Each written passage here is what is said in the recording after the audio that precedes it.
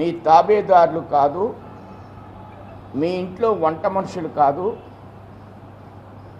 మీ ఇష్టం వచ్చినట్లు మాట్లాడడానికి భారతీయ జనతా పార్టీ ఎట్టి పరిస్థితుల్లో యాక్సెప్ట్ చేయదు. ఇలాంటి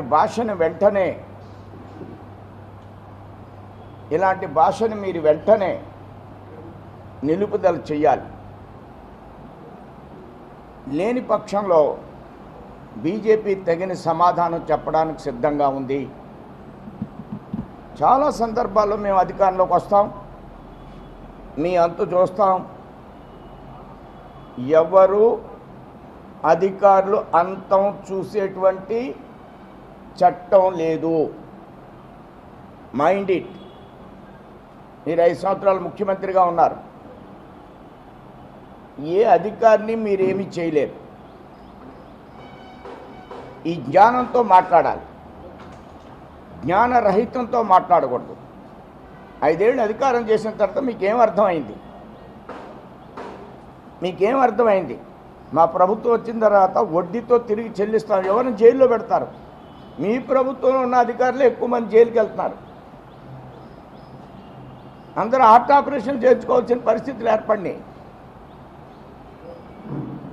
మీ ప్రభుత్వంలో ఉన్న అధికారులు, ఆంజనేయులు గారి పరిస్థితి ఏమైంది? ఆ జైల్లోకి వెళ్ళిన తర్వాత వాళ్ళకి ఆరోగ్యాలు పాడైపోయినాయి. ఇలాంటి భాషని మీరు మాట్లాడొద్దు. మీరు పరిపాలించారా? మీరు పరిపాలించే ధోరణి అయితే ఆ చీప్ లిక్కర్ని, ఆ బీరుల్ని, ప్రసాదానికి నెయ్యి 420. నేను ఆ 420 అనే మాట ఉపయోగిస్తున్నాను మీకు. మీరు పరిపాలించిన సందర్భంలో నెయ్యి ఖరీదు 420. నెయ్యి మీరు పరిపాలకులు అయితే 420కి నెయ్యి వస్తుందా? అది నెయ్యి. మీరు పరిపాలకులా? మీరు పరిపాలిస్తున్న సందర్భంలో నెయ్యి 420 కొని, డాల్డా కొని దాన్ని లడ్డూలు తయారు చేశారు. మీరు మళ్ళీ అలా 420కి నెయ్యి కొని లడ్డూలు తయారు చేయడానికి అధికారంలోకి వస్తారా అని అడుగుతున్నాను నేను జగన్మోహన్ రెడ్డిని. మీ పరిపాలన ఎందుకని అడుగుతున్నా.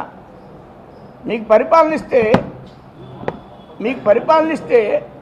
420కి నెయ్యి కొని తిరుపతిలో లడ్డూ తయారు చేశారు. నేను మళ్ళీ పరిపాలనలోకి వస్తా అంటే ఇప్పుడు 320 కొంటావనయ్యా, తిరిగి వడ్డీ చెల్లిస్తానంటే 320 కొంటావనయ్యా. మీ పరిపాలనలో జరిగినటువంటి సందర్భాలనే నేను మిమ్మల్ని ప్రశ్నిస్తున్నా. మీ పరిపాలన జరిగిన తీరు చెన్నులనే నేను పరిపాలిస్తున్నా. ఎంతమంది ఈవేళ ఎమ్మెల్యేలు ఇబ్బంది పడుతున్నారు? ఎంతమంది ఎమ్మెల్యేలు జైలుకి వెళ్తున్నారు? ఎందుకు వెళ్ళారు? మట్టి అమ్మితే, మశానం అమ్మితే, ఎమ్మెల్యేలు మట్టి అమ్ముకుంటే, ఎమ్మెల్యేలు ఏమన్నా అమ్ముకుంటే తగిన శాస్తి అనుభవిస్తున్నారు. అవన్నీ మీకు కనపడడం లేదా మీ పరిపాలనలో?